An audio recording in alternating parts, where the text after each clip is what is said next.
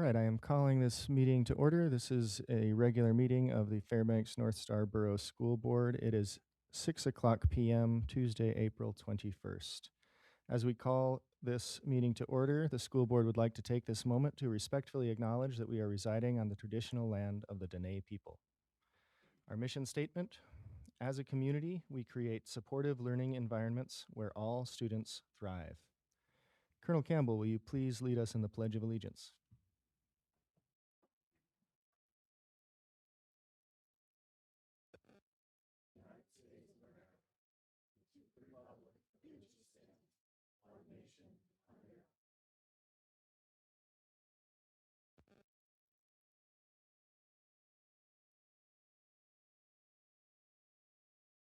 Thank you. Ms. Poland, will you please call the roll? Miss Charlie is expected. Mr. Wade. Here. Colonel Foster by Zoom. Here. Colonel Campbell. Here. Miss Carol Hubbard. Here. Mr. Doran is excused. Miss Hewitt. Here. Miss Maple is excused. Mrs. Hull. Here. Miss Doolean is excused. Mr. Burgess. Here. We have a quorum. Thank you. So next on our agenda, we have a music performance for North Pole Middle School. You might noticed the music stands that are set up around the audience. So the camera is actually going to be pointing directly at you, the audience, so that we can capture our music students too. Just wanted to make sure everyone's aware of that in case they wanted to get out of frame, or if they're comfortable being on camera, just stay put.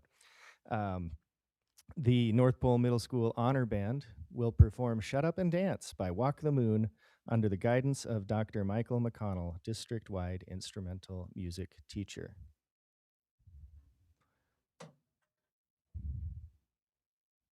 We'll just give them a moment to get all the students in the room.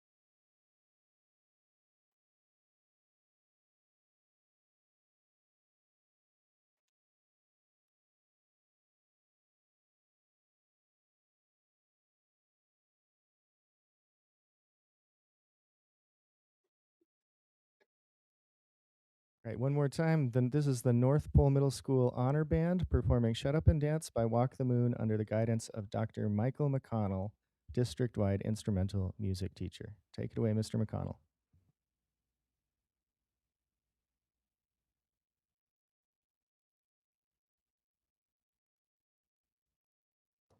Hi, my name is Katniss Bear, and I'm a 7th grade student at North Pole Middle School. This is my second year in Honors Band, one of the 5 bands at our school. Tonight we will be performing Shut Up and Dance by Walk the Moon. We hope you enjoy it, and thank you for supporting our music program.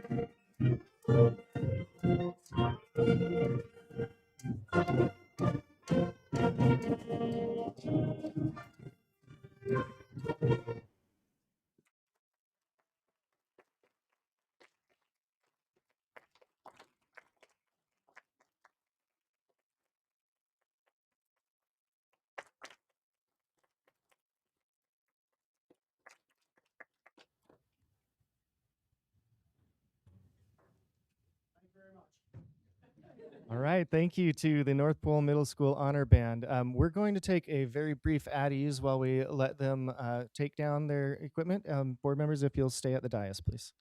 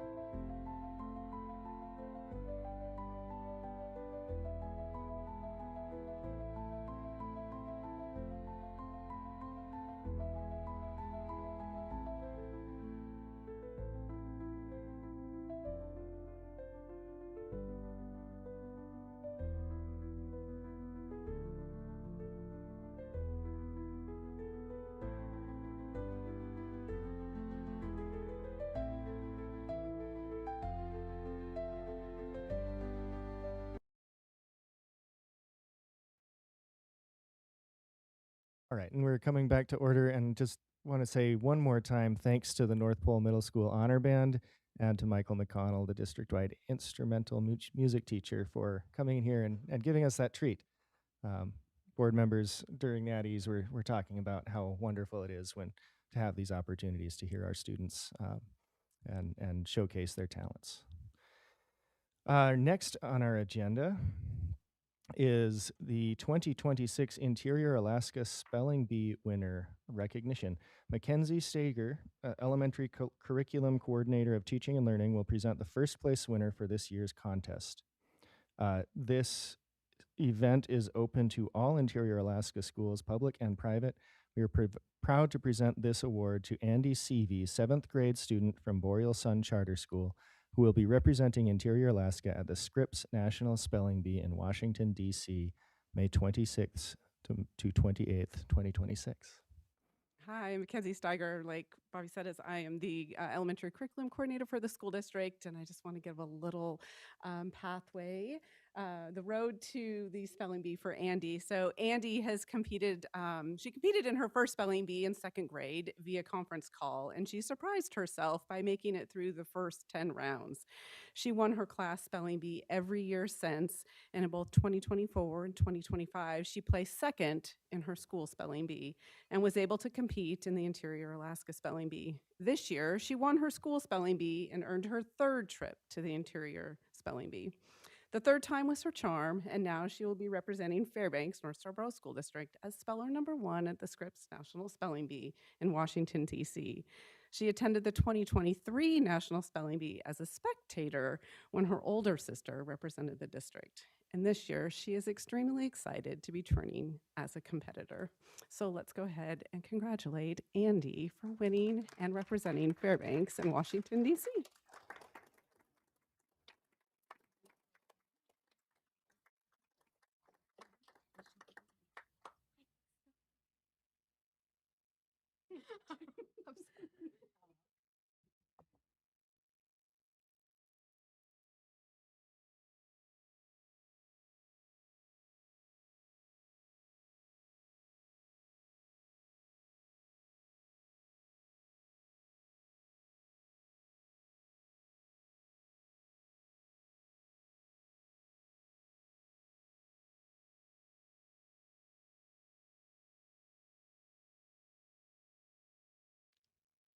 Thanks again, Ms. Steiger, for presenting, and congratulations once more to Ms. Seavey. Next on the agenda is the Excellent Educator Award of the Month. Teresa Vick, English Language Learner Specialist, will be recognized as the Excellent Educator of the Month for April 2026. Julie Eberhardt, Vice Principal at Lathrop High School, will make the presentation.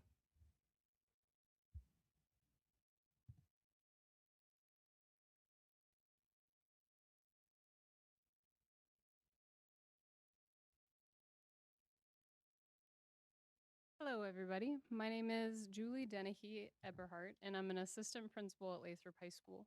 And tonight I have the honor of presenting the Educator of the Month award to one of our teachers and multilingual learner specialist, Teresa Vick. Teresa, if you wouldn't mind coming on up for me, please. First, I'd like to share with everyone just a few words on behalf of the Lathrop students and staff regarding Ms. Vick. Teresa has the largest caseload of any multilingual learner in the district. Throughout the school year, she has carried that load with diligence and fortitude. Her dedication to her students is, frankly, exceptional. Teresa ensures that her students are getting the best education while they're with us and that they are getting the best shot at success in life after graduation. Her passion for learning shows in her daily connections with students. She is a bright light who continuously makes others feel like they are truly important and valuable. Teresa, thank you for being an inspiration for our students, for our staff, and for our families.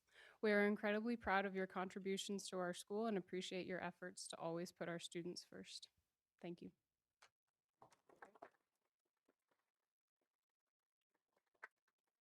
Thank you so much. And then you'll end up going and shaking everyone's hand.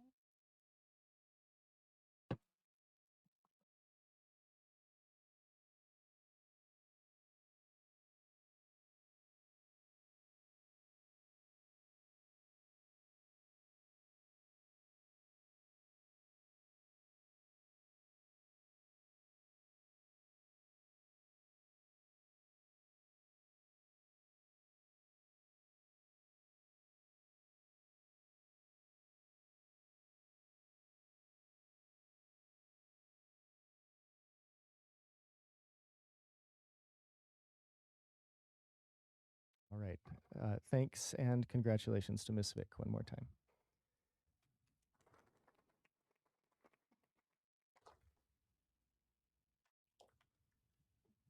All right. Next on our agenda, we have the Black History Month contest winners. The school district and the Fairbanks chapter of the NAACP recently co-sponsored the annual Black History Month contest. Ms. Wendy Dominique, NAACP Education Committee member, will present the first place winners for this year's contest.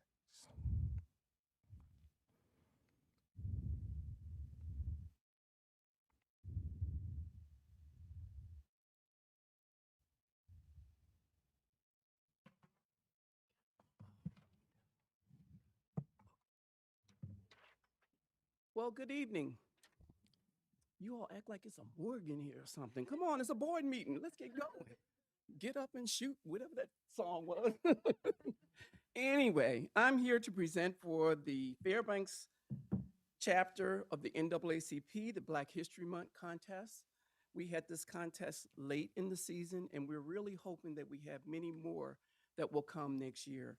We have very, very talented students in our school district, and this contest will continue as long as Mr. Luke is here and the next superintendent and the next superintendent. We're going to get better and better each time. This has been going on for about 15 plus years, and we've had students from all the different schools out here. And I just want to say a few things about the contest. The contest originally started about 15 years ago. Ms. Virgie King, she was the president of the NAACP that originally started it. And Mr. Benny Colbert, who is the present president, was a part of it as well. I used to do it for about 6 years, and we had over 140 projects presented. Every year they get better and better and better. These students are just wonderful. So this year we only had a few, but I also want to thank the reviewers that we had. Miss Benita Turner, she was one of our reviewers that was there. She's in our audience tonight. We had Miss Mahogany Mengatek, Miss Paulisa Scarlett, Miss Sam Spencer Jarman, Miss Barbara Cheney, and as I said, Miss Benita Turner. We had just a few of us that were there doing the reviewing, but we have to also be honest, we're not artistes of any kind.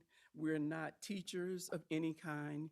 We read the essays, we reviewed the pictures, and we picked the best ones that we could. And it was a lot of really good ones, but you can only have one first place, one second place, and one third place. But we would really like to improve on this contest for many reasons.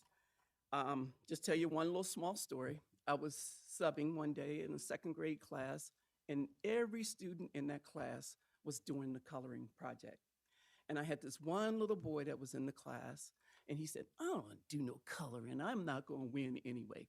He was our third place winner. He was so elated when we gave away the prizes for the contest and everything. And those are the kind of things that you get from kids. Little troublemakers, I shouldn't call them troublemakers, but the little busy ones, busier than others in the classroom, they are just something else when they get an award. It was a small award, but they got an award. And I went back to sub in that class, and he was like, oh, I'm so happy I made it. So those are the kind of things we do for us, you know, but our kids just love it, no matter how big or small the particular thing may be. So I'll get on. Don't want to hold up the meeting anymore, so y'all don't have to go home at 11 o'clock tonight. So we'll start with the kindergarten through first grade coloring pages. Chloe Wilkins. I don't see many of the people here tonight, so we'll make sure they get their certificates, though. Rias Ott. Don't see her either. She's second, third grade coloring pages. Justice Thomas. This little guy, when he sent in his project, we thought he did artwork on Justice Thomas, but that's his name, Justice Thomas. So it was a cute picture that he did. Aiden Lee, I have his mom here. Can you bring up his artwork, please?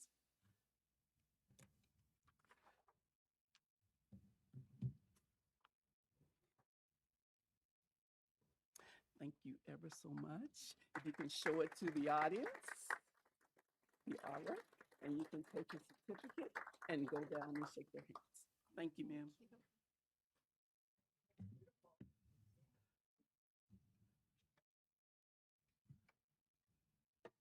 And Aiden Lee has been in the contest for 2 years straight, and he's won 2 years straight. You can see by the artwork that he's done.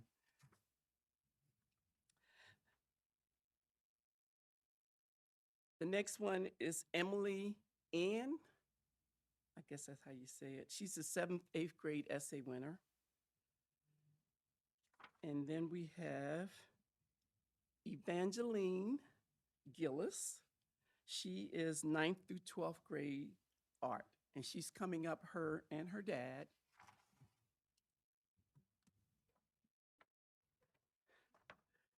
Here's your certificate.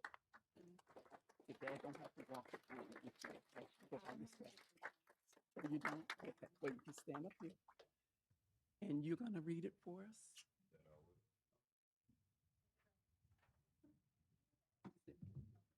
You want to hold this? No, I don't want to You want to hold it up? No, I'm gonna hold it up. You can hold it up. You can turn it the other way. Oh, he's The other way, you're gonna read. How You you gotta gonna read it. You gotta read it.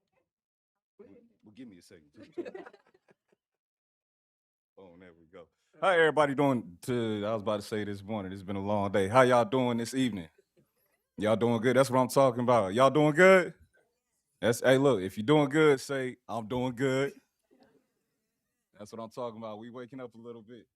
I would like to say that this beautiful piece of art is a story within itself, but it is also a poem. Before I read this, I would like to say that this came about. My daughter had a piece for the NAACP contest. And I said, you need to write a poem. She wrote the poem and thought she was done. I said, now you got to write a story. She wrote a story, and this is the poem. The poem says, it's called I'm Okay. Says she's okay, but lost in these ways. She's trying to face all the demons they gave. Freedom, they say, freedom of speech, freedom of religion, freedom of press, freedom of assembly, freedom of petition, freedom of yet to come and release the pain of oppression. Her pendants, her connection, her beliefs to spiritual protection fade slowly as she stares into her own reflection. Stuck in barbed wire, playing the pain deep down, suffocates her as she tries to breathe with vengeance against who wears the crown. The clothing in the colorful piece, once worn by her ancestors, now worn by her, enlightening the darkened past that sits in a blur. Her hair, a symbol of rebellion, the old world, a system of pellion. Freedom, they say, as the gaze in her eyes slowly turns gray. And that is the poem of I'm Okay.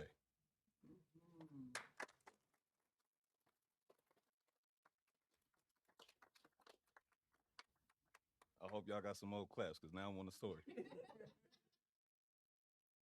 I'm Okay is an illustration based on ancestral burden. It's a little glare.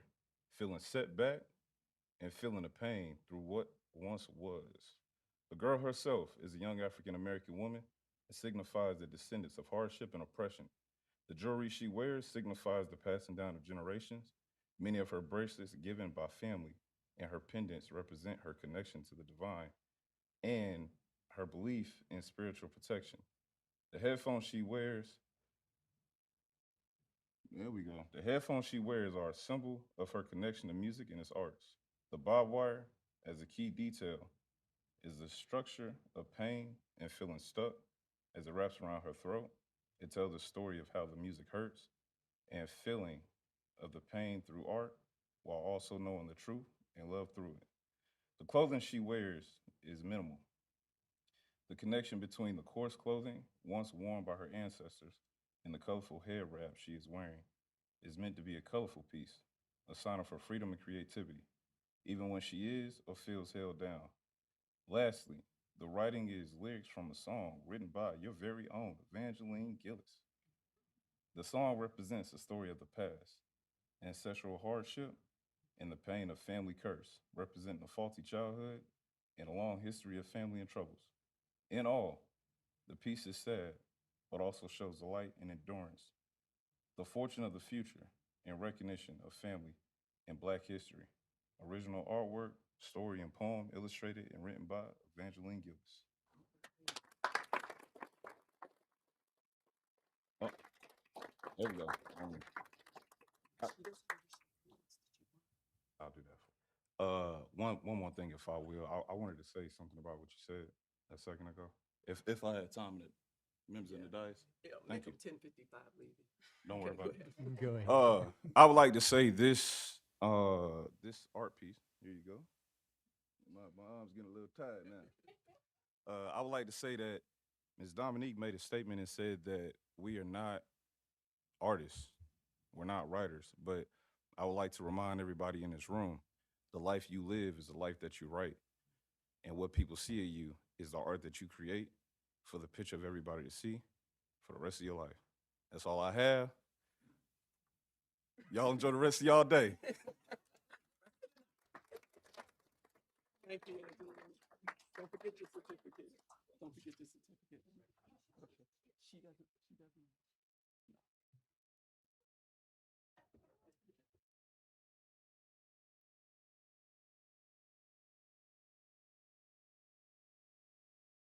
So if you're late tonight, it's because of Mr. Gillis, okay? Not me. The last person we have on here, and he did a really great artwork, but he's not here also.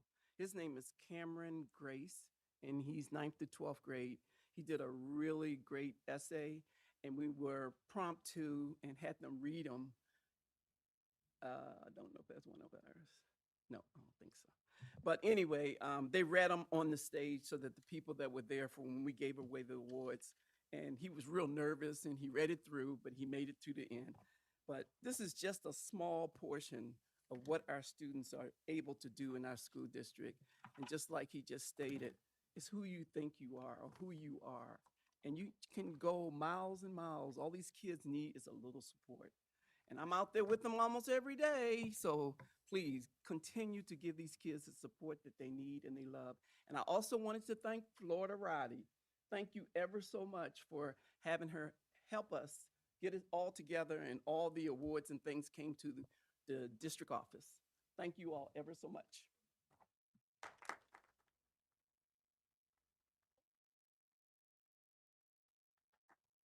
Thank you very much, Ms. Dominique. And I will take your advice to liven up the board meetings under consideration. And congratulations once more to all of our winners of the NAACP Black History Month contest. And I'm just going to say it out loud on the record. That was a very powerful poem. Yes. So thank you for that. All right, next on our agenda is the adoption of the agenda. Consent agenda items marked with an asterisk are considered routine items not requiring public discussion by the school board. Unless removed from the consent agenda, asterisk items will be automatically approved when the agenda is adopted. Questions concerning these items should be directed to the administration before the meeting. If the superintendent or a member of the public wishes to have an item removed from the consent agenda, the request must be made to a board member anytime prior to the start of the meeting. The board member has the discretion to accept or deny the request. Only a board member may remove an item from the consent agenda. If an item is removed from the consent agenda, it shall be considered separately as the last item of new business. Asterisked items will then be adopted by one single motion. Move to adopt the agenda with consent items. Second. Ms. Poland, will you please take the vote? Colonel Campbell, Yes. Mr. Wade, Yes. Colonel Foster, Yes. Miss Carol Hubbard, Yes. Miss Hewitt, Yes. Mrs. Hull, Yes. Mr. Burgess. Yes. Motion carried. All right, the agenda is adopted with consent items. Next on our agenda is public comments on reports and non-agenda items. During this section of the agenda, the school board welcomes public comments on non-agenda topics. This is an opportunity for community members to be heard. The board will note the topics, though no official actions will be taken. Topics may be referred to administration for further research and potential future action.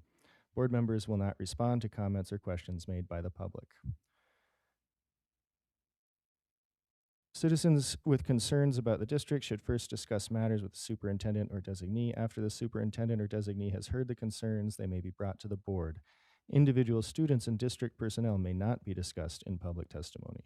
Please contact the district office to route concerns about individual students or district personnel through the appropriate channels. Members of the public will be given the opportunity to speak on agenda items at the time the item is introduced for action or discussion. Once the agenda is published, testifiers should email or call the school board office by 4 p.m. on the day of the meeting to sign up for public testimony. Students who have signed up in advance or are in the room and wishing to testify will be called upon first, followed by members of the public who have signed up in advance in the order in which they have signed up. If time remains, anyone else in person will be invited to testify until the 1 hour time limit has been reached. A sign-up sheet is available in the boardroom before the start of the meeting for those who have not already signed up in advance. Speakers are limited to 3 minutes each and should provide their first name, spell their last name, and state their area of residence. Are there any students here in the audience today who would like to provide testimony? All right, I'm not seeing any, so we will go to my list of folks who signed up in advance. And first I have Chip Abolafia. Please correct me if I mispronounce that. Please state your name, spelling your last name, give your general area of residence, and you will have 3 minutes.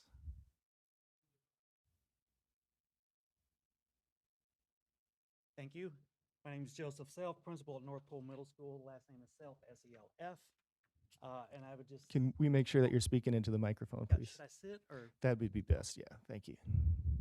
And then there should be a green light on your microphone. If that's on, the mic is active. There is not.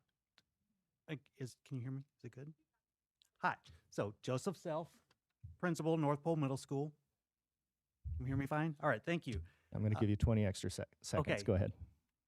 Thank you for allowing me to take just a few minutes to highlight some of the great things that are going on at North Pole Middle School. And thank you to the board, Dr. Meinert, and guests for ongoing support for our public schools. And some of the things we're able to showcase here tonight are a direct result of the support that you give us and the excellent job that the board and Dr. Meinert does for our school district. So recently, our North Pole Middle School students were able to participate in National History Day. It's a national program that asks students to focus on critical thinking, research, writing, and presentation skills on a historical topic of their choice. This year's theme is Revolution, Reaction, and Reform in History. North Pole Middle School wants to recognize Miss Haley Orozco, the teacher, who in her first year participating in this program inspired her students to create and submit some of the best projects in the middle school division. 8 of our North Pole Middle School students in 5 groups are eligible to attend the national NHD competition at the University of Maryland this summer.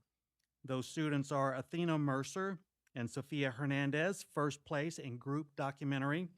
Mackenzie Maines and Lindsay Saby, first place group exhibit. Johnny Hollett and Oliver Fressinet, second place group website. Hannah Hadfield, first place individual exhibit. Madeline Griswold, first place individual website. And while I have the time, just a quick shout out to our fellow schools here in the district that also competed and placed: North Pole High School, Ryan Middle School, and West Valley High School. They competed and placed at the state level competition as well. So thank you very much to our board and our district for managing our district, for providing us with the vision and the funding at our public schools. These are the kinds of opportunities that students have at our school that I think that they don't get this kind of opportunity unless these kinds of things are in place. So thank you so much, and I just appreciate the time to be able to highlight what's happening at North Pole Middle School. Thank you. Thank you. Appreciate that testimony. Next on my list, I have Edna Johansson. Please state your name, spelling your last, give your general area of residence. You'll have 3 minutes.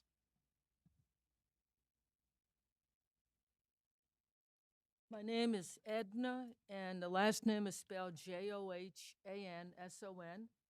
Live in Fairbanks, Alaska here. I'm a guest teacher. I won't say substitute because no one substitutes for the teacher who goes in day after day into the classroom. I've been a guest teacher for about 25 years now in the school district, and I've noticed some very disturbing things recently. I never thought it would come to the day when I would have to call the front office about first grade students being so disruptive. I talked with the teacher when she returned, and she said she never gets parental backup. Not only that, but this is a daily occurrence with these two girls. These two girls also would get the opportunity to have part in the fun activities. There needs to be a consequence for students who are disruptive. I'm a firm believer in order in the classroom. I was at a middle school, and there was one student who was totally disruptive, and that student left the room. The other students got to work. They completed their work. I gave them the last 5 minutes of class as enjoyment. I was at a high school. The class was quiet, everyone except for 2 students. I walked up to them. I said, "You're either going to separate or you're going to both leave the room." They separated. After a little hesitation, class got quiet. My point is that teachers, I don't know if they're aware of if there's actual consequences for some students if they're consistently disruptive. Some students feel like, and I've noticed that some students have gotten very bold about their misbehaviors in the classroom. And this is very unfair to the other, basically, like 98% of students, I believe, who go to school, they're there to learn and to get their work done. And all you need is that 1 or 2 students. I was at another high school. I was at a high school, and I'll never forget this. That was this school year. A student came up to me and told me to my face she hated going to that class because it was very unpleasant. And some students have a hard time working when it's noisy in the classroom. Well, I know it's the teacher's job to maintain the discipline, but I wonder if some teachers feel like even if they do turn these students in, that nothing's really going to happen to the student. I don't know. Again, I was at a middle school, and there was one there who was actually going through the student teaching. She decided, she told me, she will not be teaching in the district because of the hard time she has with those students. She's going to one of the local homeschool units, okay? And so it's just a warning, I hate to see you lose good teachers, but we have to be fair to the students who have gone there to do their work. Thank you for your testimony. Yes, sir.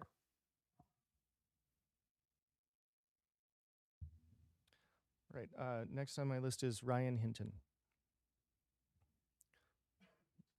State your name, spelling your last, give your area of residence. You'll have 3 minutes. All right, I'm Ryan Hinton, Hinton. I'm from North Pole, Alaska. I'm here tonight to implore you to continue pushing back on Borough Code 704125. This is the restriction above and beyond the state requirement that the borough use to claw back $11.4 million in education funding in order to add it to their massive reserves. This code is used to unfairly malign the district and obfuscate the real problem. The borough has amassed unprecedented levels of fund balance on the backs of the taxpayer and done so while increasing spending in almost every area but education. If we look at unrestricted fund balances across all accounts, the same way the borough measures the district, we find the borough is sitting on $165 million, or 74% of total annual expenditures. The borough is constantly holding up education as their top priority and reason for taxing to the cap. They even held a special election to raise the cap in FY24, citing education as the reason the increase was needed. The numbers simply don't bear this out. Between FY18 and FY25, the average yearly amount budgeted for education was $51.7 million. This is a $2.4 million or 4.5% reduction from FY17. State revenue has also decreased during this period. This declining revenue meant the district had to make cuts year after year and attempt to land within that 10% target the borough set for y'all. I have watched y'all agonize over these no-win, painful cuts year after year because of declining revenue. This code penalizes the district for saving too much of the taxpayers' money. Fine, but the borough's $165 million fund balance is magnitudes larger than the district's. Where did that come from? It hasn't come from reduced expenditures. To the contrary, it has grown despite increasing expenditures. While the average budget for education decreased, the budget for most other areas increased. The borough's tax revenue increased along with overall yearly spending. The district is finally in a place to start adding services back after years of cuts, but the borough is clawing back the money the district was able to save in order to add it to the borough's huge cash reserves. If this code were about good fiscal policy, the borough should hold themselves to the same standard. Again, I implore you to keep pushing back on this code. The district is not guilty of misusing tax dollars because y'all failed to land somewhere between insolvency and the 10% reserve limit the borough has set, but grossly exceeds in their own budgeting. Despite what we are led to believe, increased tax revenue is not going to education. The district needs to demand that this code be rescinded. Thank you for your testimony, Mr. Hinton.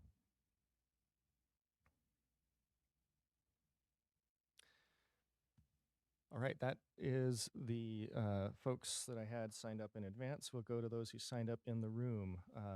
Gail McBride.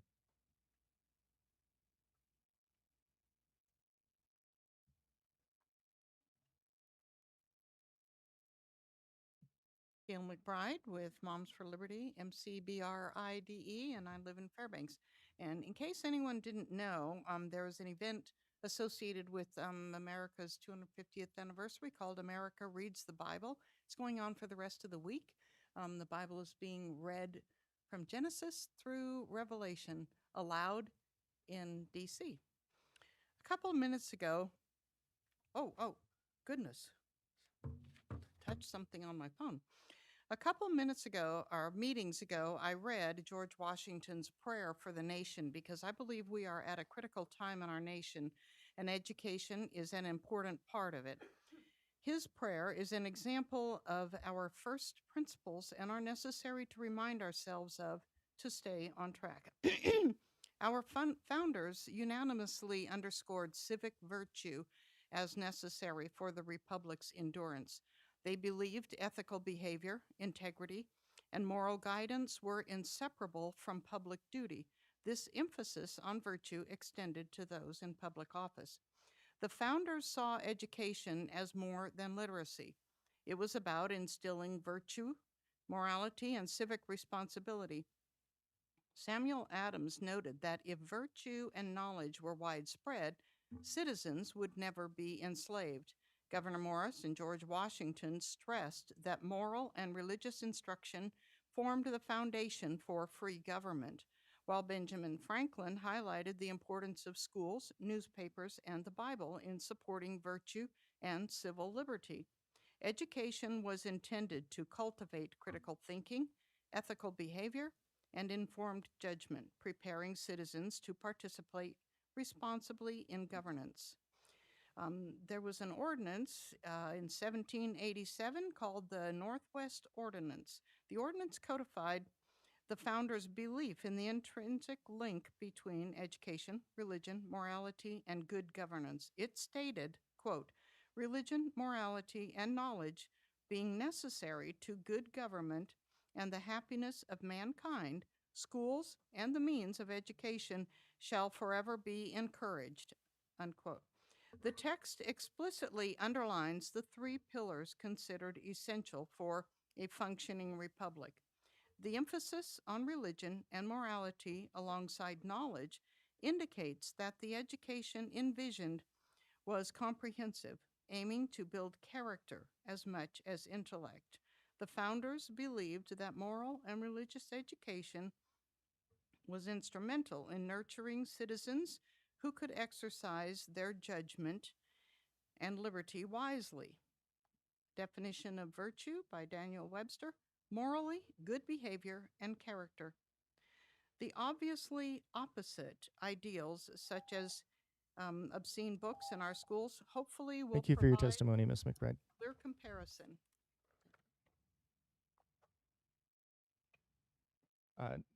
Last on my list, the folks who have signed up is Adia Cotter.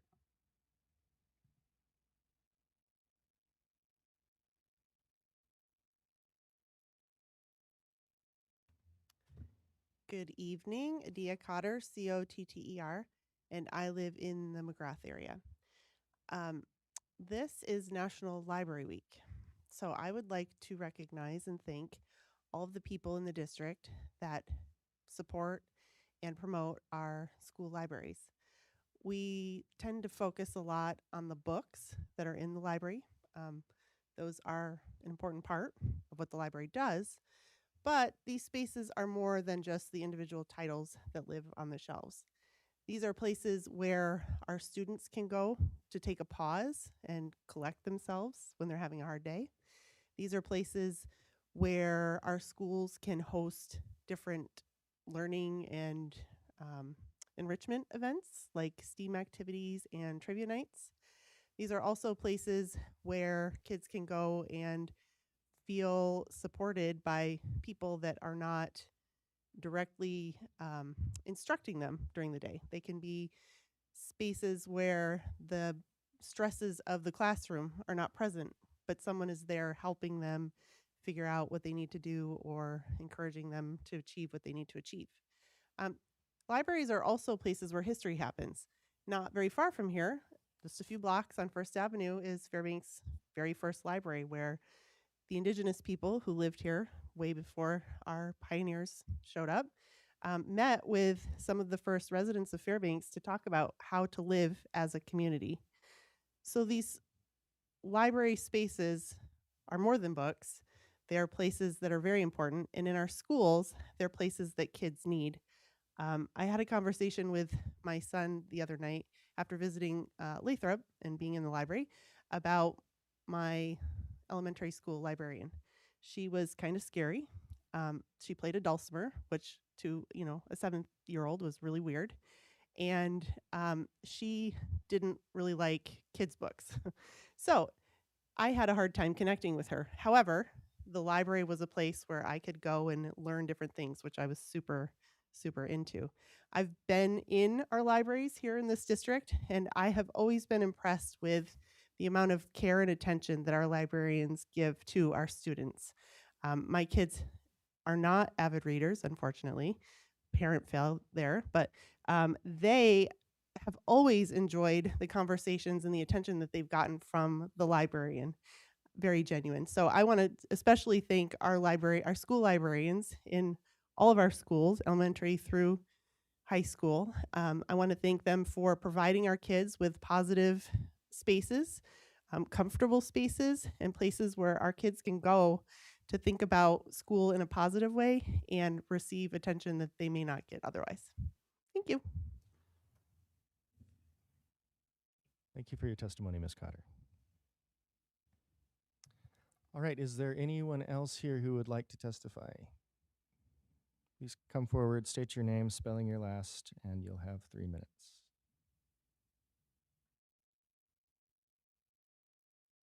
Yeah, my name's Richard Eide, E-I-D-E, North Pole, and I was going to spend a relaxing evening back there, just being present, but Edna sparked something that reminded me of what I think about on a regular basis, because I have a very close relative who teaches in the district, and we discuss this on a very regular basis, but I wish the entire school board was here tonight. I'm glad the superintendent's here, because it's something that needs to happen. I'm talking about setting the bar higher academically. I think it would also have a positive effect on behavior. It's a lot like this. There's many students, several students in some classes that they don't think like you and me. They and their parents, their basic mode of thought is, I don't want to.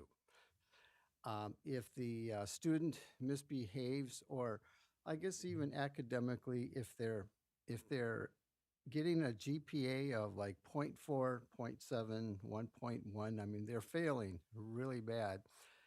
They don't care. There's no reason to care, because social promotion happens no matter what.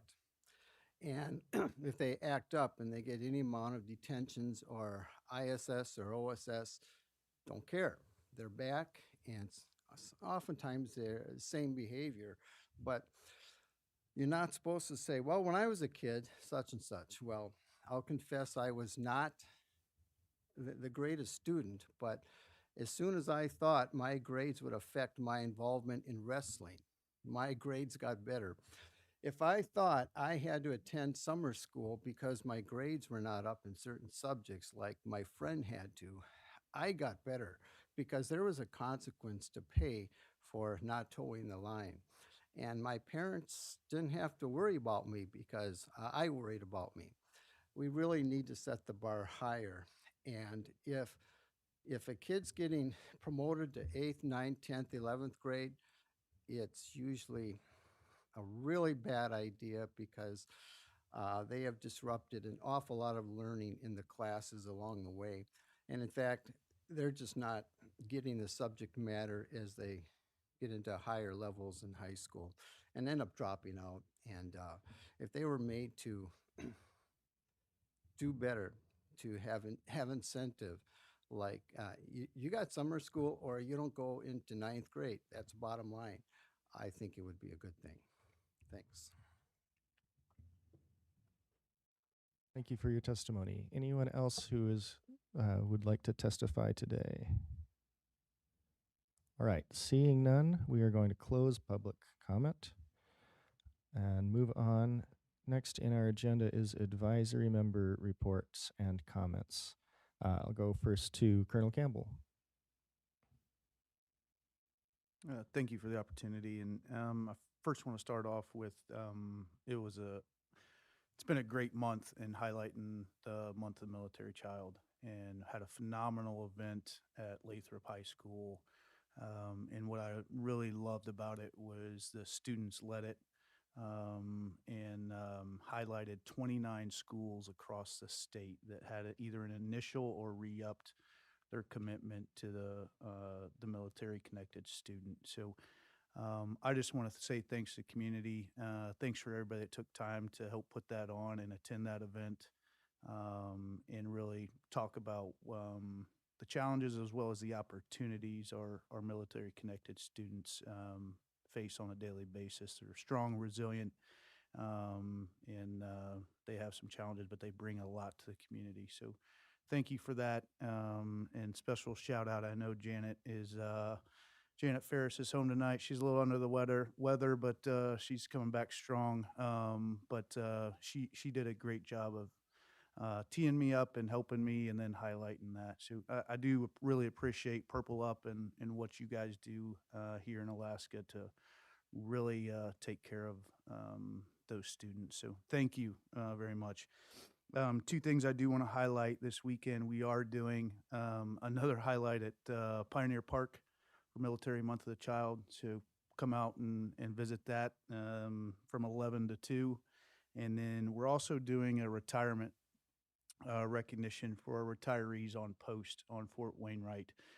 So if you're a retiree and you're listening, or have kids at home, please come out. If you need to update documents or sit in an aviation simulator, or just grab lunch at the DFAC like old times, please feel free to come out. But taking care of a lot of from kids to retirees this weekend, so it'll be a good time for the installation and the community. But thank you all for what you do. I appreciate this community, and I appreciate the board and the support. So thank you. Thank you, Colonel Campbell. Any questions for the Colonel? All right, Colonel Foster, anything from you? Hey, good evening. Sorry I couldn't be there in person. I'm virtual this evening. Uh, Something very similar that a lot of our students that are in the school district experience. We were packing out our household goods all day, so that is a very emotional experience as you watch all your valuables get loaded up in trucks, and then you cross your fingers that you'll see it on the other side. So we're getting ready to PCS, permanent change of station, here coming up in July. So we did our first of 4 pack outs. Because we are going overseas, we get a little extra entitlements on how we pack out our stuff. So that's what we were doing the last 2 days. But I do want to echo what Colonel Campbell said. Got to go to Lathrop and experience that event. That was an awesome experience. Very, very talented kids we have in the district that are out there doing their best supporting these activities. So that was a great event. Just one thing I wanted to share with everybody. I mentioned it last time, but the red flag exercise is underway. So this is a U.S. exclusive red flag where we have a lot of our units from all services, the Navy, the Marine Corps, as well as our Air Force um, units that are all here. They've come from Cherry Point, North Carolina, Oceana, Virginia, Whidbey Island over in Washington State, and as far as the Republic of South Korea with our teams, our F-16s out of Osan Air Base. So a lot of awesome opportunities for them to do what they're trained to do and go out and practice their tactics amongst each other in one of the most premier airspaces on the planet, which is here in Alaska. So we take a lot of great pride in this exercise that we put on. This is the first of 3 for the summer. So if you hear a lot of loud jet noise, that may upset some people, but for me, it's the sound of freedom. So just wanted to share that with the whole team. So if you look up and see a lot of fast, loud jets, it's a good thing. That's all I have. Thank you. Thank you, Colonel Foster. Any questions? All right, not seeing any. Mr. Wade. Good morning, board. Good evening. Good evening. You can tell how much sleep I've been getting upcoming finals. The sound of freedom is such a beautiful quote. I would like to say I am excited to end my term. I'm excited to meet my replacement this upcoming week. I'm excited to graduate, and I think I speak for all 11,800 of our students in this district. I am extremely excited for summer, even though we got 3 inches of snow last night. But that's all I have for my board report tonight. Thank you. Thank you, Mr. Wade. Any questions for Mr. Wade? Mr. Wade, did I hear correctly that you're excited to leave this dais? Bittersweet. I understand the feeling. You will be missed, but we get you for a little while longer. So, all right. Thank you, Mr. Wade. We're going to go into board committee reports next. On this agenda item, board member chairs are given the opportunity to report on the committees they are chairing. Anyone with a report this evening? Ms. Hewitt. Yeah, we had a family engagement meeting on April 15th, and we discussed some upcoming family engagement events, both locally and statewide. We talked about our super important JOM staff through FNA and the work that they do throughout our district. One of the bigger topics of the evening was that we discussed the start time survey. While the start time survey results will first be shared with the board in June, we did discuss the rollout, access, how to get more diversity and participation, kind of what some of the members of the board would have, or the committee would have liked to see, maybe partnering with TCC, FNA, Fairbanks Chamber, Thrive AK, and of course our military families.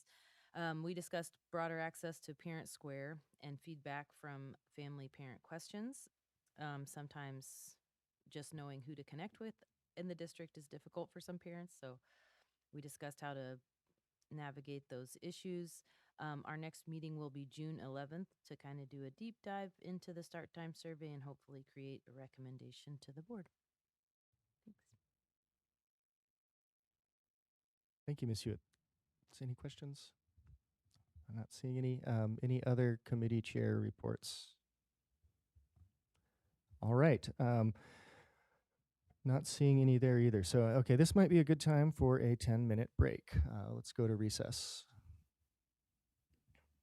We'll be back at 7:09.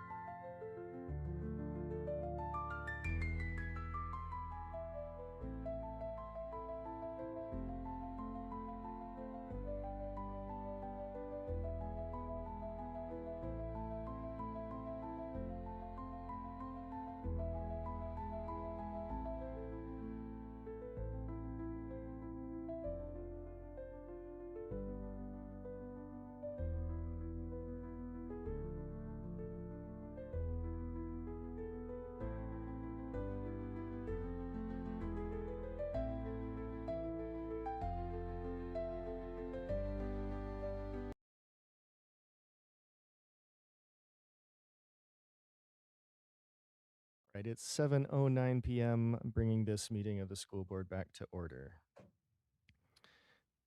We are on item G, the president's report.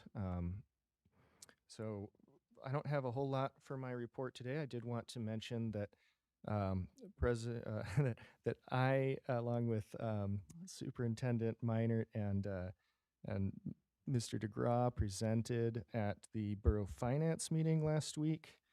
We presented our budget to them. The Assembly voted to meet our ask of $65.75 million in our recommended budget for the local contribution, using $5.75 million of the funds that were swept from the district and currently are in the school district maintenance reserve fund.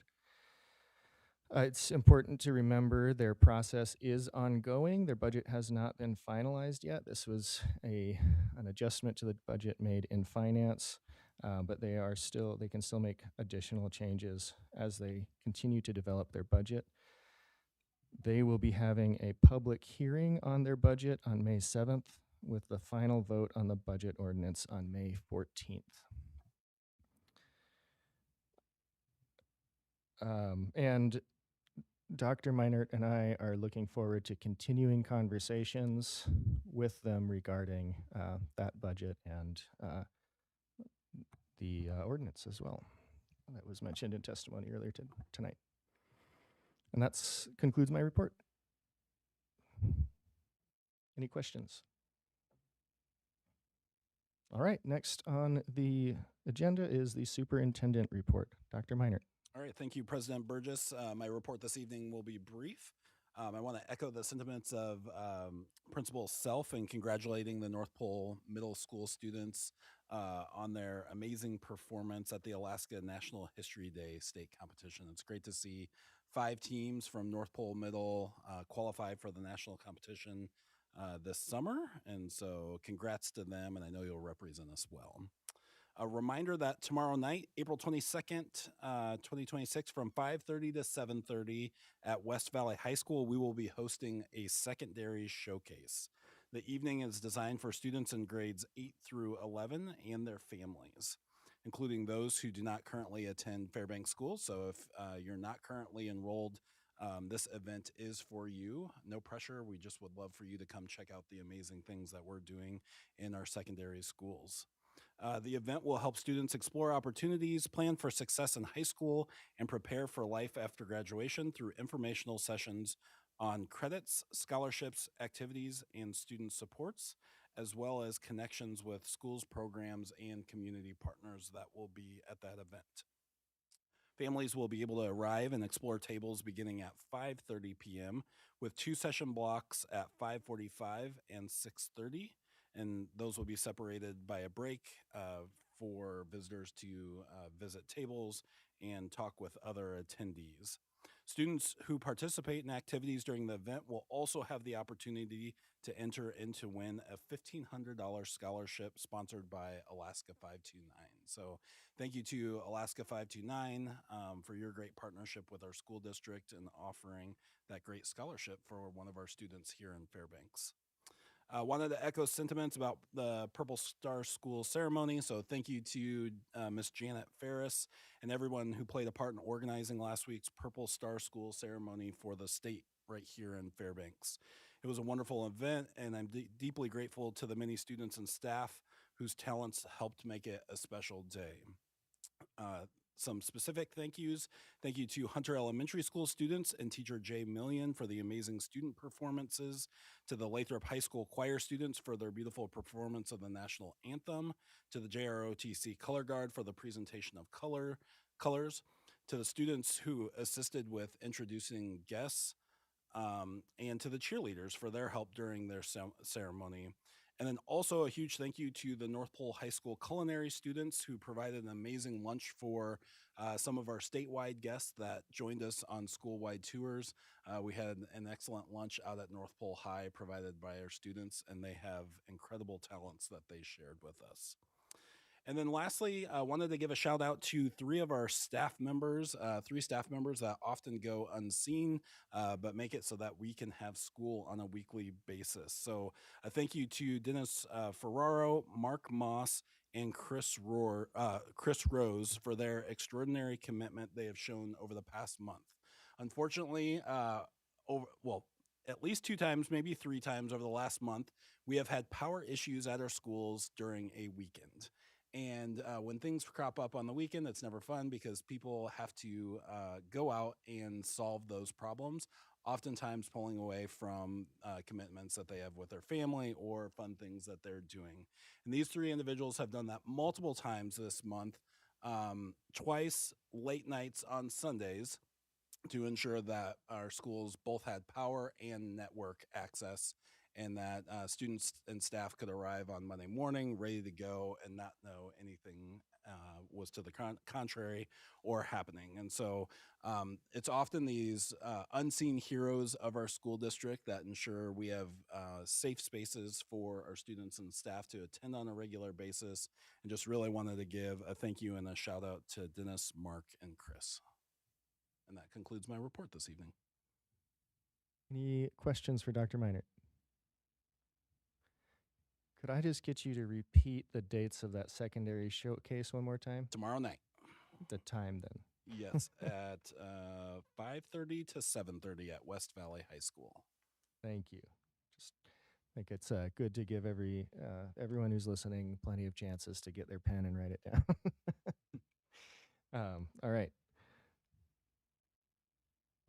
Well, that brings us to our next agenda item, information and reports. And we have 3 curriculum reports this evening, starting with the proposed curriculum for grades 9 through 12, CTE Business Curriculum. Director of Career and Technical Education, Andrea Wade, along with Mr. Beam, will provide a presentation on the CTE business curriculum proposed for grades 9 through 12.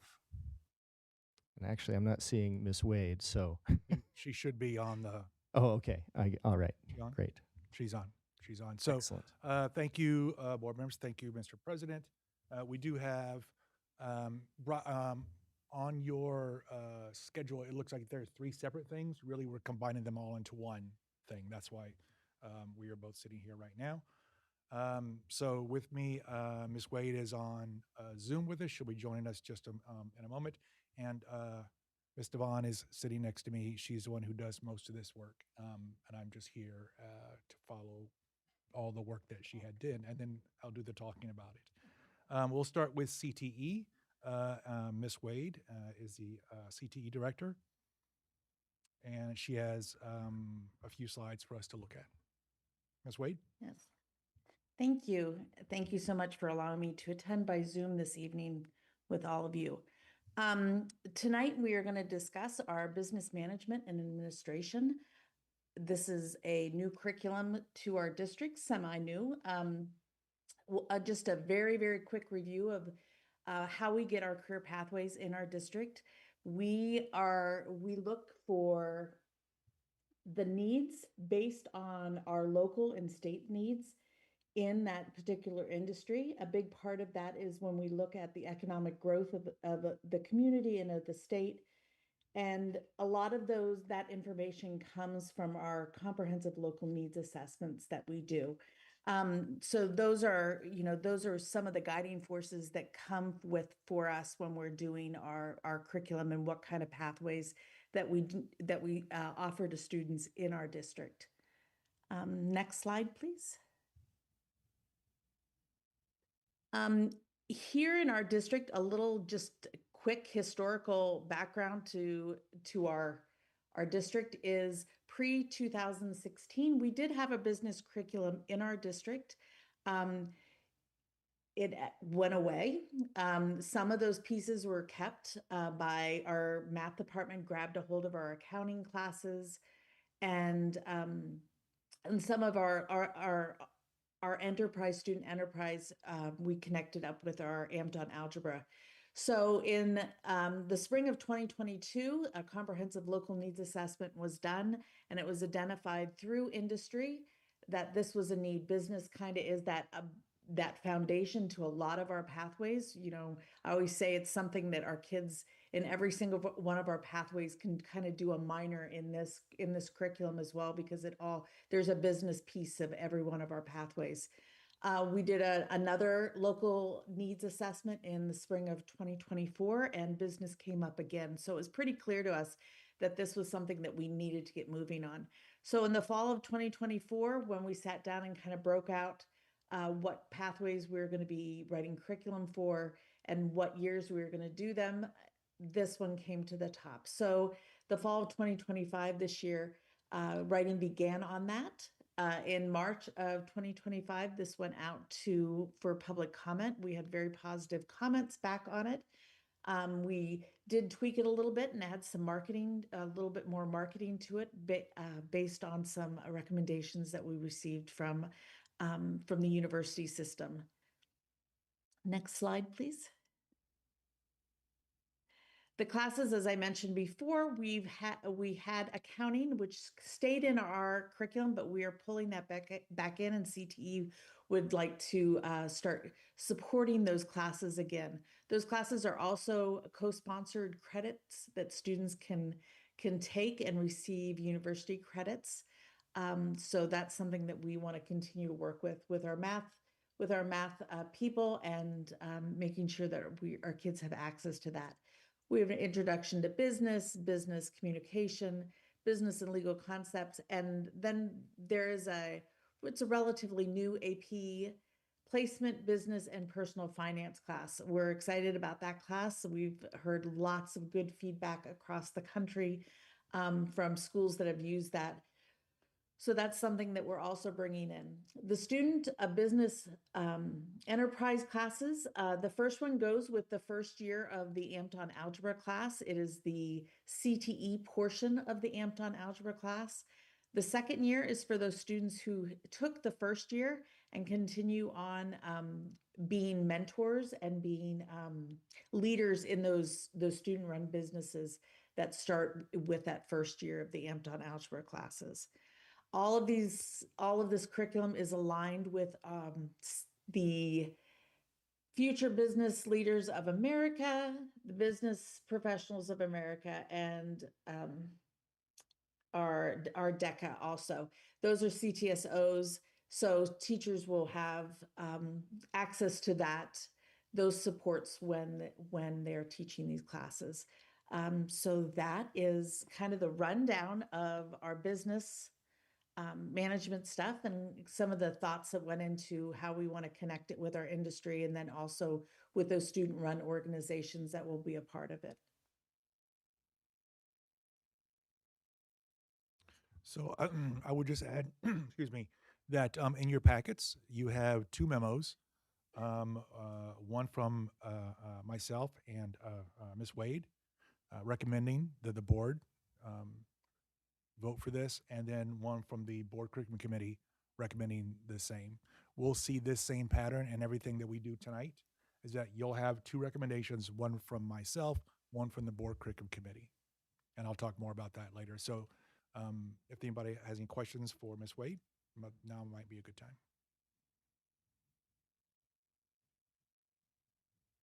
Ms. Carol Hubbard. Thank you. I just had a question about if you could explain a little bit more about the student business enterprise class and the Amped-On Algebra. You said, I just want to understand, like, do those two classes intertwine? Is one replacing the other, or I just didn't understand that clearly. Okay. Yes, I will explain it. Amped-On Algebra is a class. Currently, right now, we are not offering it in our district. We have offered it before out at North Pole High School, and we do have some of our teachers trained. The setup of this class is that students learn the same standards of algebra as a traditional algebra class. The difference is those students, it's a blocked period class, so it's a 2-period class taught by 2 teachers. And students will do one of those periods where they're learning their math concepts. And then the next period, they will spend doing a student-run business at their school using those algebraic standards that they've learned. This was highly successful when it was run out at North Pole High School. We did lose the 2 teachers who had been teaching it, and we've been working with some of the other high schools to try to bring it back. It's a really nice program, and we wanted to make sure that we had the CTE portion of it, that student business enterprise part of it, really spelled out in our curriculum so that students could do it their first year, but then if it's something that they're really, really engaged in, that they're able to continue it with the class, working on that business part of it after they're done with their algebra part of it as well. Did that answer your question? Thank you. Well, so it's not, it is replacing, it's not replacing. They're completely different. It's They're just merged. another way. The amped on algebra part of it is just another way for another algebra class for students to take to meet their algebra requirement for graduation. Okay. And then the student business enterprise is also another math class to take? It will No. count as an elective, but it is part of that amped on algebra. Amped on algebra is a 2-period class instead of the traditional 1 period for doing the math part. So they'll learn their math, and then they'll take those math concepts and apply it to something. So it's it's an applied math class. Mhm. Students of all levels can take it. We'd like to see more of it. So amped on algebra, the program itself, as Ms. Wade just said, it's really 2 periods. And 1 period is the CTE part, and 1 period is the math part. So that's why there has to be this other class to take care of the CTE side of it, because they're already getting credit for the algebra during their math, as far as math. But it's the same kids, and generally those classes are back to back, so they stay there the entire time. And there are 2 teachers teaching it. Generally one's a math teacher and one is a C teacher, but sometimes there are 2 math teachers. We've seen that before. Okay, so did you say that amped on algebra is no longer? We don't do that anymore? It's not in the district anymore? We have it in our district curriculum. This last year, we did not have any of our high schools offering it as a class. We're hopeful that it will come back because it has received high reviews, and we do have teachers that are trained to do it in our district. Okay, thank you. Yeah, We would love to bring it back. It is out there to teach the amped on algebra or the geometry and construction. They're kind of like code together. Yeah. Is that goes to the same company. You must go through the training in order to receive the materials to teach that class. We have sent teachers to it. It's really hard to find 2 teachers who want to be committed to this thing in the same school at the same time. We had that at North Pole High. Remember, we did that field trip 3 or 4 years ago. It was amazing. I mean, the kids just did amazing work. They had their own T-shirt company. I mean, it worked really, really well. We would love to bring that back and have it at every school. We just need to have the kids or the teachers who are willing to take that step and do that thing. In addition, the geometry and construction, North Pole High, they have it now, North Pole High. Again, amazing work. Those kids build amazing, amazing things. They sell them as part of that, and then they do the geometry based on the things that they build. 2 amazing classes. Agreed. Thank you. Any other questions on the business management and administration CTE curriculum? All right, I'm not seeing any. Okay, we'll move on to social studies. Ms. Carol Hubbard? Yeah. Please continue, Mr. Beam. We'll move on to social studies. So before we start, so this is social studies curriculum. I do want to just make sure, because I try to say this every time this thing comes up, and I would, if I didn't say it, Mr. Doran would talk to me next time, because he always wants to bring it up also, is that curriculum and materials are 2 different things. Quite often, we hear people use the word curriculum when really what they mean is materials. For us, curriculum means what we teach and how we teach it, what's the content and how do we teach it. And the materials are the tools that we use, textbooks or online platforms or whatever they are. We're looking at both tonight. We're going to start with curriculum, which is basically what we teach and how we're going to teach it and what classes we have. So we're going to start with that. The social studies curriculum went through a year-long process. We can see it started. Let me get my little pointer.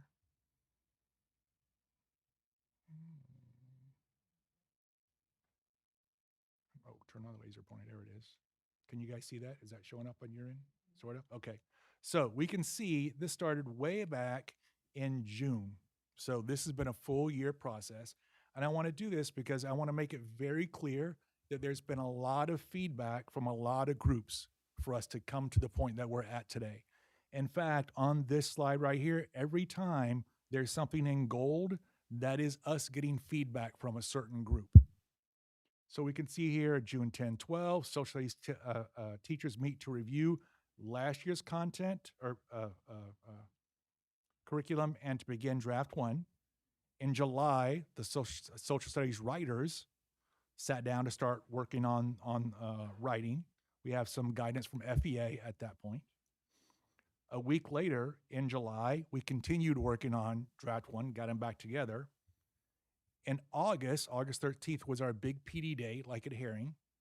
On that day, middle school teachers gave their feedback. They looked at draft one.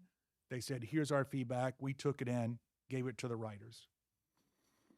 In August, late August through early September, draft one went out for public comment.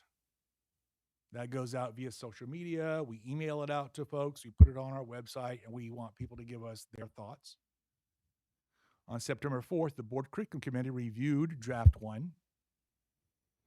September 25th, the high school social studies teachers gave their feedback on draft one. So middle school and high school had their own chance to give feedback.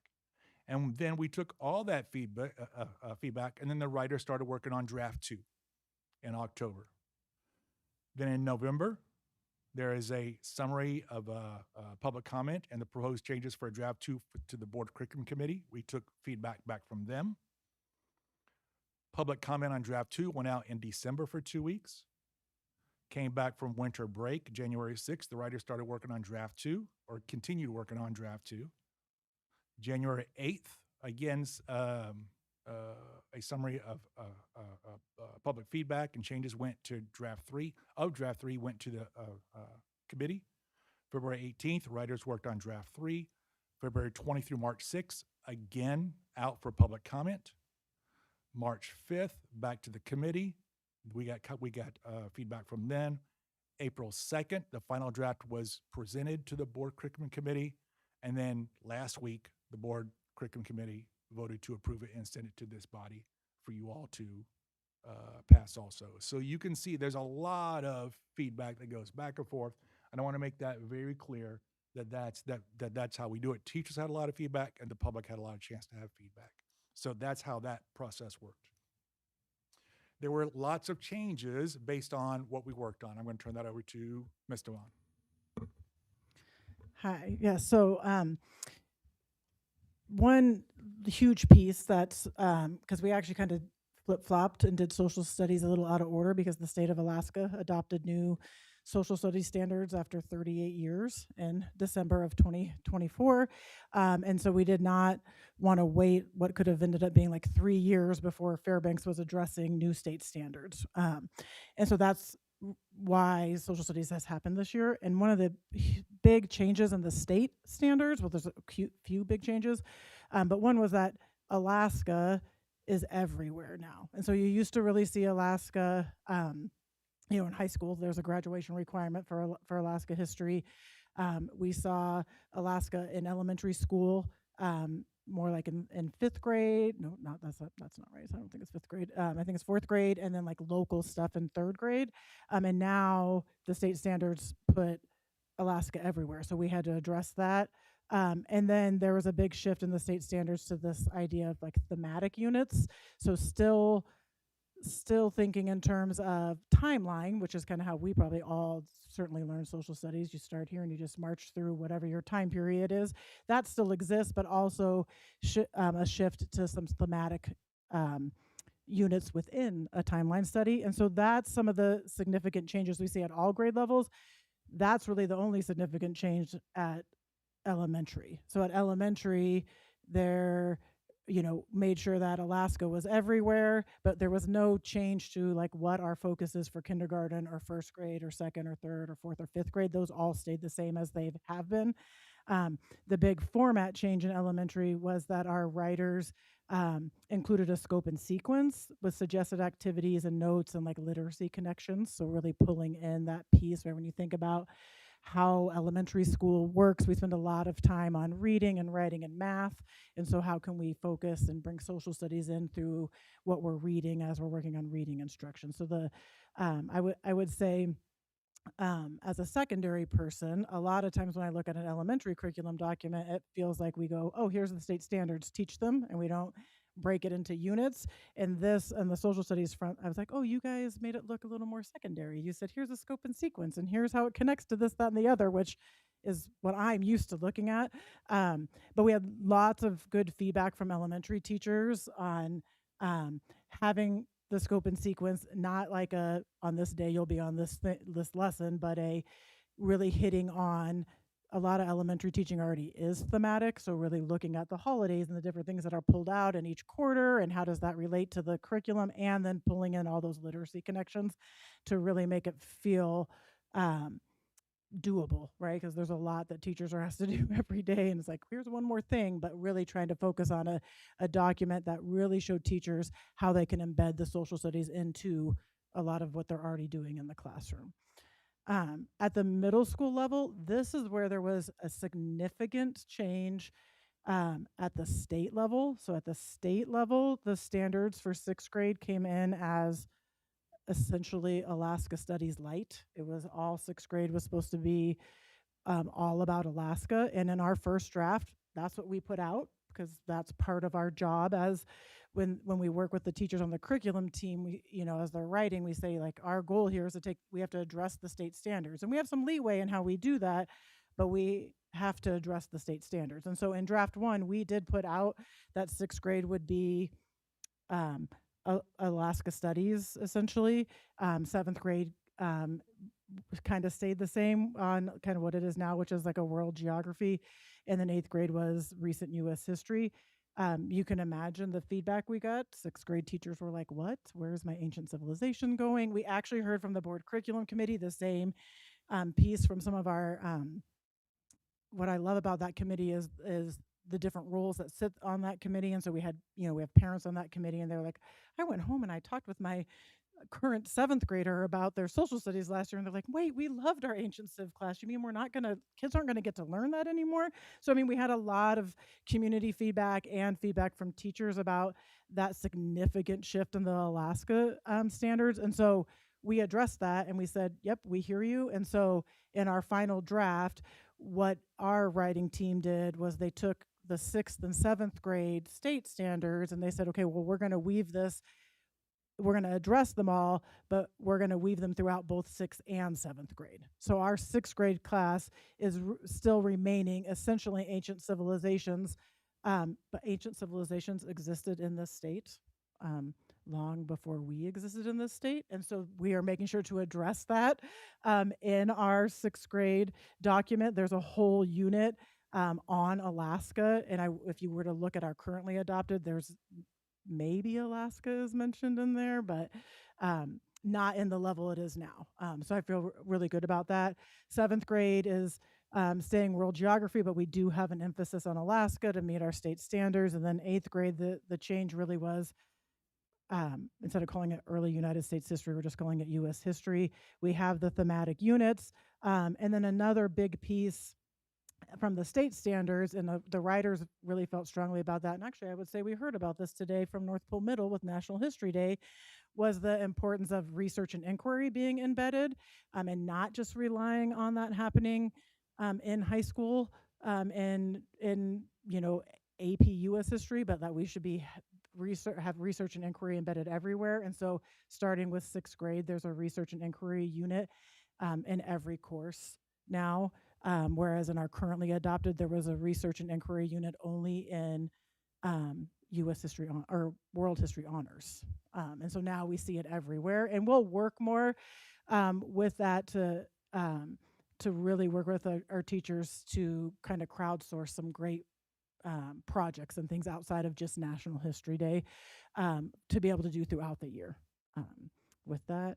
And then high school is, of course, has the research and inquiry unit to all courses like I was just talking about.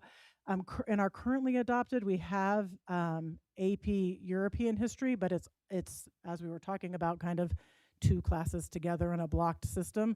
It currently exists as AP European history / literature, and it was double blocked, and students would get meet their world history requirement and meet their English 10 requirement.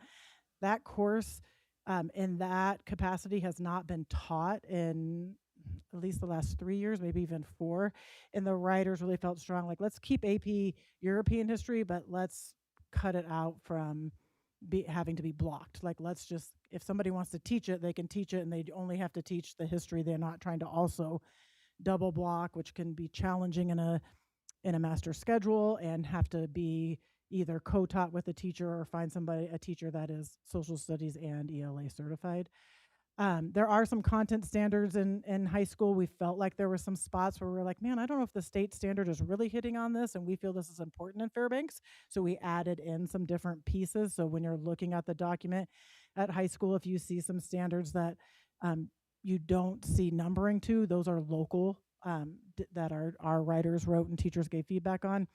And then, of course, each course, again, is kind of in this thematic units to align with the social studies standards. We did add 2 courses. So we added U.S. History, Wars and Conflicts. That would be a year-long course that would meet the U.S. History graduation requirement. That came directly, really, from our North Pole High and Lathrop communities, and speaking to our, not that just students that are in junior ROTC would be interested in this course, but that's kind of where the idea started, was recognizing they would have, there's students that were really active in JORTC, talking about lots of these pieces, and they're like, I think we could really capture their passion about things if we taught a course focused, hitting all the U.S. history, but focus a little more on the war and conflicts. And then a introduction to anthropology course, which would just be a social studies elective. But social studies electives help students meet the Alaska Performance Scholarship. So, and that's just a semester-long course, the Intro to Anthropology. We did archive some courses, so just the reminder, and I know Mr. Doran isn't here, but he always asks this question. When we archive courses, if somebody is like, no, I really see a need, I think we need to bring back, I really want to teach political economy 1 and 2, or right, they are easily able to reach out to teaching and learning, and we can pull that back for them, as we didn't shred the document on political economy. We're just not moving it forward to be currently adopted any longer. It hasn't been taught in a couple of years. And it's always that balancing act between number of preps that a teacher is willing to teach in a day, student interest to teach courses, graduation requirements. And so that's kind of the list of archived courses. I would say the hot topic on that list really was the World History Honors 1 and 2.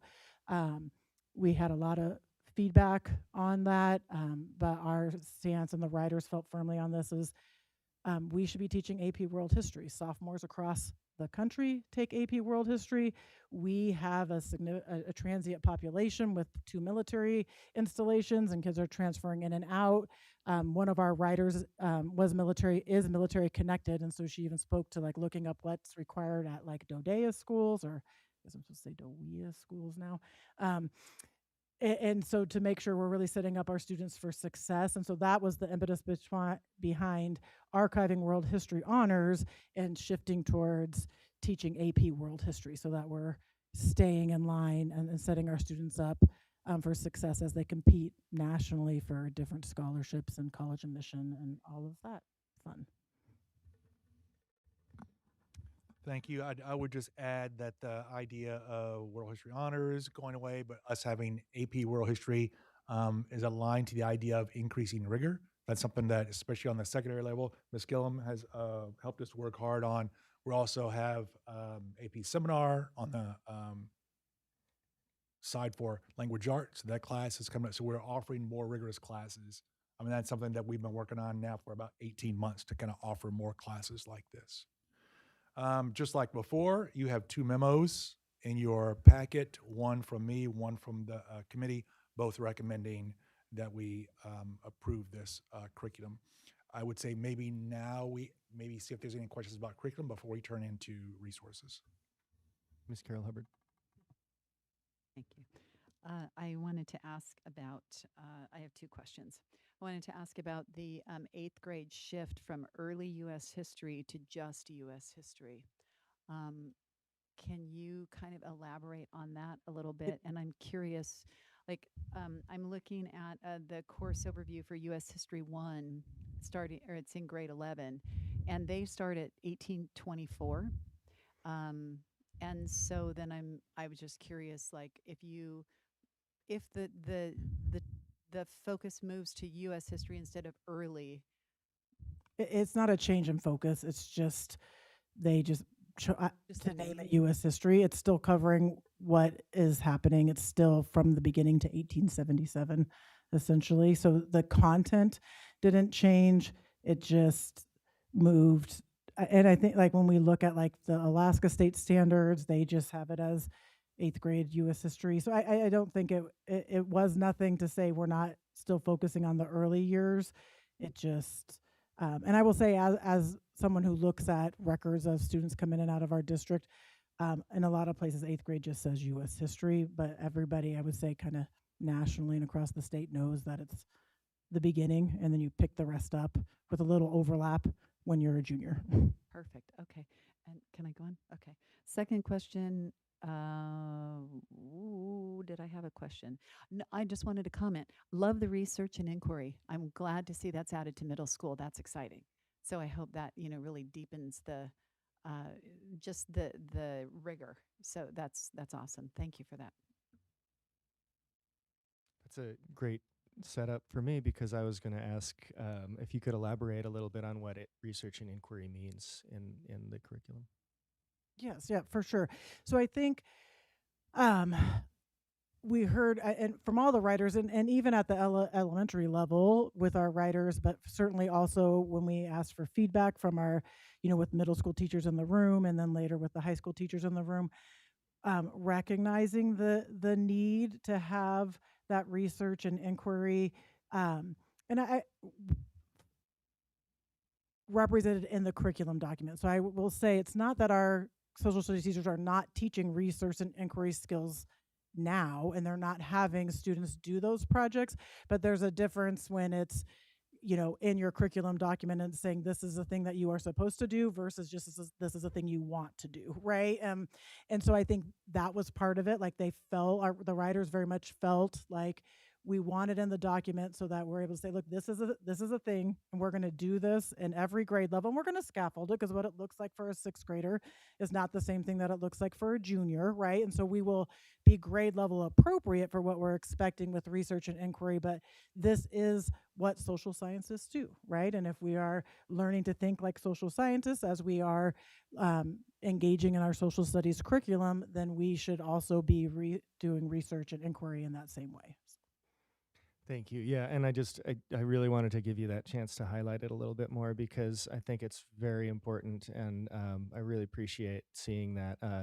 It's kind of that concept to me of not just learning the straight facts and the timelines, which is what makes people dread history class, but actually understanding how to inquire a little bit deeper, how to verify facts and that sort of thing. And I think that's a very important part of what we do to educate our students. So thank you. Thank you. I would just add that we know over the last few months we've had a couple of folks sit at this table and talk about the 250th birthday of our nation and the fact that we should be doing some things. So I want to make sure that the board knows that we have done some things already. We've taught some classes to the teachers. We go out and do things with the classes. And we're going to have something more district-wide coming back in the fall, where we're still in that year. But since it's July 4th, you can't really do anything in the summer, so we have to choose between doing the spring or doing the fall. We're going to do something big in the fall for that. We're going to make sure you guys know that that's coming. Thank you very much. Now to the resources. Teacher and Learning Department vetted several different publishers using lots of different methods to figure out exactly where do we want to start with the publishers. We did that. We asked several publishers to send us examples. They sent us examples, and then we delivered those samples from the vetted publishers to each school. It was probably 6 years ago, 7 years ago, 8 years ago, around that time, I think probably all those years. The way that was done is that Teacher and Learning would set up the books here in this room and have 2 nights, and teachers were to come here and look at it and give their feedback that way. What we started doing 4 years ago was we took the samples to the teachers. So it might be that North Pole High looks at U.S. history one week, and that same week somebody else looks at world history, and somebody else looks at econ, and somebody else looks at government. And then on Tuesday, Teacher and Learning people go and drive out to the schools, pick up the books, and deliver it to the next school. And then the following Tuesday, they drive out, pick up the books, deliver it to the next school. So the teachers don't have to come here. We deliver it to the teachers. They give them a full week to go and use the time as they want to, as opposed to show up here one evening and do it in a half hour. So they have the full week that they can do that. And we do get better feedback by doing that. So that's how we did it. Teachers had a week to give the feedback, and then they move on to the next school. Also, we had publisher presentations where publishers agreed to do a Zoom meeting. We gave the link to the teachers. They could log on and watch this. So then the publishers could then say, here are all the tools, and here's how it works. So they could watch all of those if they chose to. And then teachers would give feedback via a Google form. So once that happened, the top 3 publishers in both middle school and high school, because we looked at them separately, the top 3 in middle school and high school were put out to the community for feedback. That we did set up in the teaching and learning area. We set up the books. People from the community could come in and take a look at it. We had a few, not many, but it was out for 1 week. The community, the few people who showed up, helped us narrow from 3 publishers in middle school and 3 in high school to 2 in middle school and 2 in high school. Then we reached out to the teachers again to say, here are the final 2, help us decide on the last one. The decision there was that middle school was going to go with Savis, who back in the old days was called Prentice Hall, if you know that name. And then the high school was going to go with McGraw-Hill. In the past, you might see in high school a different publisher for every book. High school might be one, US might be one, world history might be a different one, psychology might be a different one, government might be a different one. When we do that, it makes it really difficult for the teacher to learn all of the different platforms on those online platforms. We made a decision to say we're going to go the same with middle school, 6, 7, 8, and high school is going to be the same, to make it so when teachers have to teach more than one content area, they don't have to learn multiple platforms because all the platforms are the same. So we did that. The committee voted to recommend this to you all. I will say that we do have, it's finished now, one socialist teacher on the committee. And one of the things that he said at our second to the last meeting, I think it was basically breaking it up where it's 2 separate, but if you're teaching middle school, it's all one platform. If it's high school, it's all one platform. That makes it much easier for the teachers to do their job. So that's something that we did that was different. And then, as before, there are 2 memos in your packet, one from me, one from the committee, both recommending that this board approve these materials. And we're ready to take questions. Ms. Hewitt. What was the level of engagement of those teachers in that first round where you distributed the material compared to when you had it here? Yeah, so I had I don't remember the number right off the top of my head, but I had feedback from every school during that time, and so some was individual teachers at each school, like North Pole High School's jumping out at me because I had, like each teacher kind of filled it out, whereas at other schools they as a department sat down and filled it out. So sometimes the total number of responses is a little deceiving because if all 5 teachers at West Valley are coming together to give feedback versus each individually. But each school engaged and provided feedback. Some, you know, I would say I had much more feedback around like world history and U.S. history necessarily than government and econ. But overall, still enough where I wasn't having to make a guess at what they wanted. Like it was very clear, oh, yep, they do not like these ones at all, and here's why. And so I know I can just move those to the side, and we can focus on these ones that they were like that they did appreciate. Follow up, Ms. Hewitt? Yep.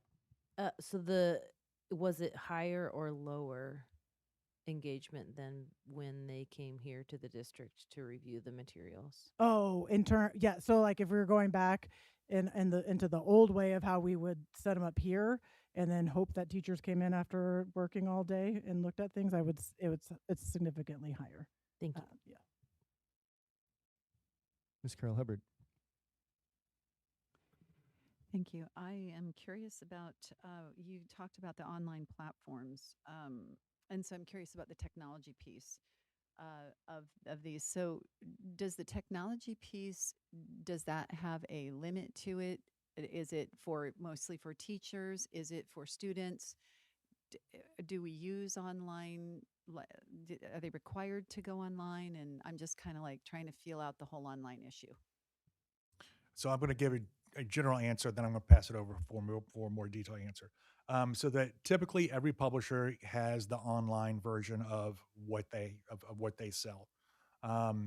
They also offer the textbook, just like an old-fashioned textbook, which is great, and I wish that we use that more often. But here's what's interesting: whether you buy the textbook, or whether you buy just the online version, or whether you buy them together, the price is the same.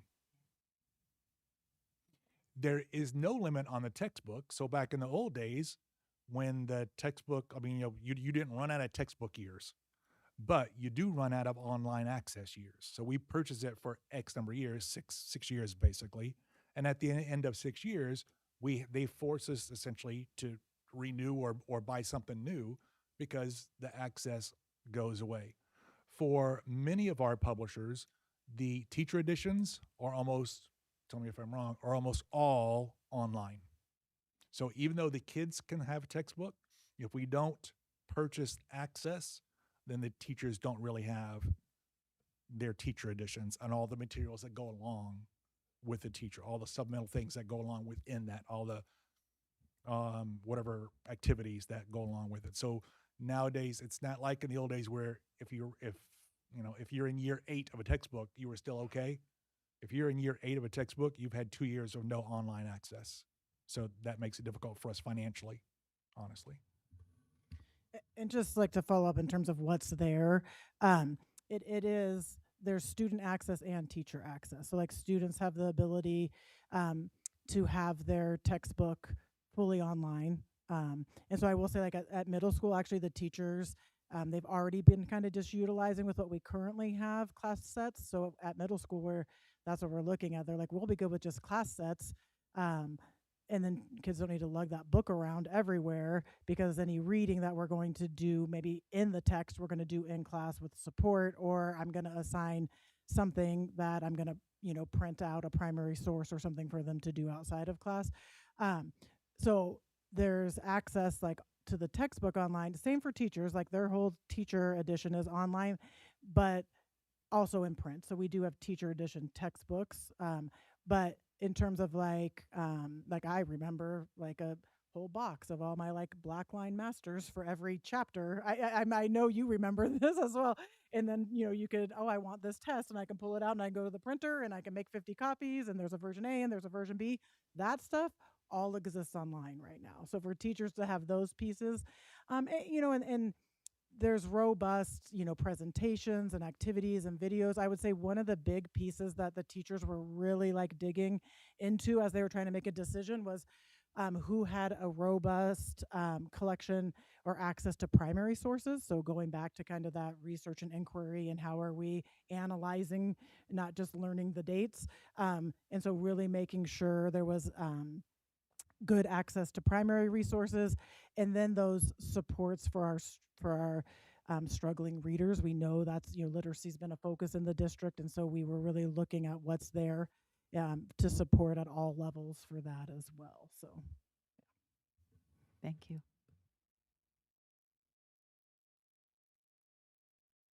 Okay, I'm not seeing any other hands from board members. I think we're good. Okay, Anything thank you. else, Yeah, Mr. no, Bean? well, I'll just add that on the back of both of those memos is this list, and you can see the detail of not just Savis or McGraw-Hill. You can see the actual books. And I will point out that Alaska Studies, there is a dearth of materials for Alaska Studies for an actual textbook. That just does not really exist.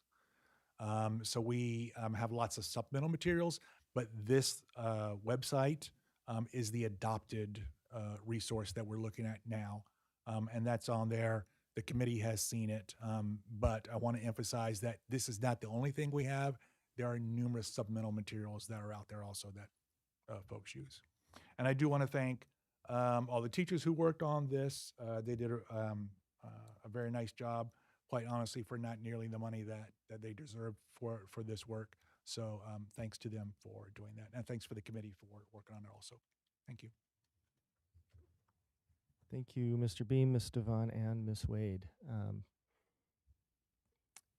And just for the board and the public's knowledge, we'll be bringing these back as action items, most likely at our May 5th meeting.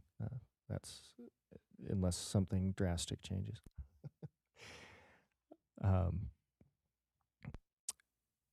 And with that, we are coming to the end of tonight's agenda. Next on the agenda is comments from board members.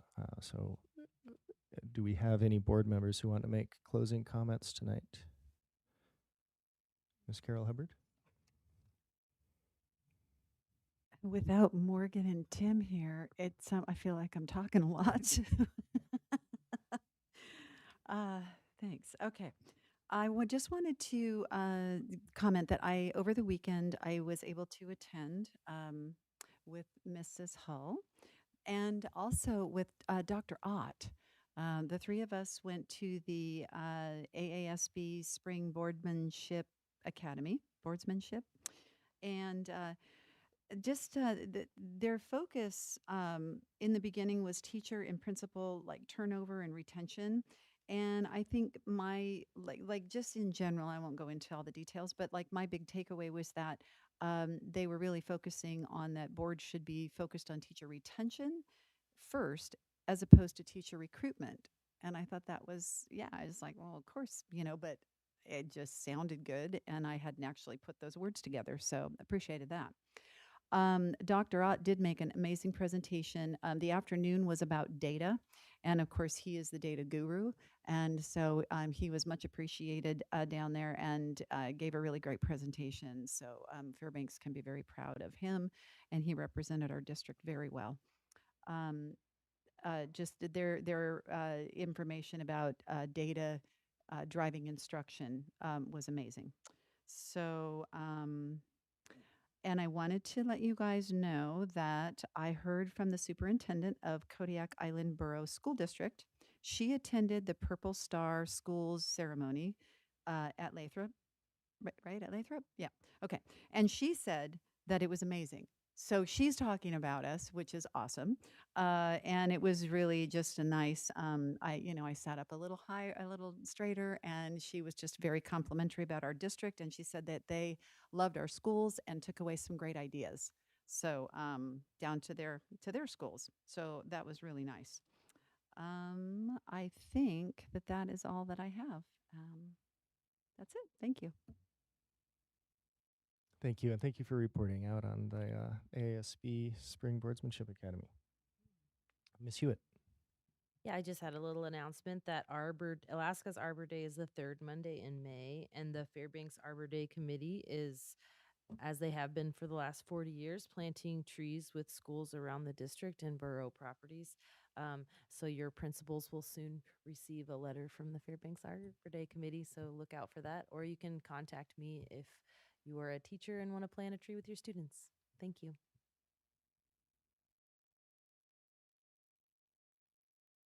Ms. Hull? Sure, I'll talk.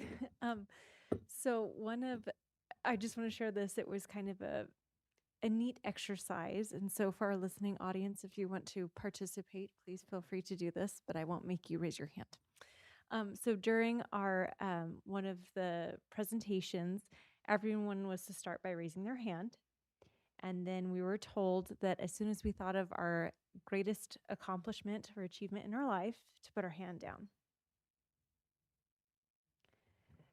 And then he said, now raise your hand if it was a test score. And we were talking about achievements for student achievement and measures of success. And test scores aren't always a measure of success. My greatest achievement, I didn't answer that, but I can answer it now. My greatest achievement and accomplishment in my life was becoming a mother. And definitely no test score needed for that one. So that was a unique takeaway, and I appreciated that reminder as we're looking at our students in success. It's not always in a test. And then I lost the other one because I didn't actually write it down, but there was another comment that was unrelated to the AASB, so I'll follow up next time. Okay. I have a couple things to hit on. Just wanted to point out, thank you to the testimony we had today, reminding me that it is in fact National Library Week. I think that's a very important thing to highlight and celebrate. Public libraries, including school libraries, are really a foundation of democracy. So I appreciate that. I also wanted to note that tomorrow is Earth Day. So think about getting out in nature and doing something to help, to promote the health of our planet. Earth Day is again just something to celebrate the nature and environmental action in our nation and the world. I also wanted to remind everybody that there's another great thing, designation for this week. It is Administrative Professionals Week. And tomorrow is Administrative Professionals Day within that week. And so I wanted to take the moment to thank our board executive assistant, Ms. Richardson, and the onboarding executive assistant, Ms. Poland, who's currently serving as the assistant to the superintendent. Thank you for all the work that you do and for helping us to really run things smoothly. We know that a lot of your work is behind the scenes. It doesn't always get called out and appreciated, but you really are an important part of this team and how it functions. So thank you. And happy Administrative Professionals Day to all. And with that, I will take a motion to adjourn. Move to adjourn. Seconded by Ms. Hewitt. Without objection, we are adjourned.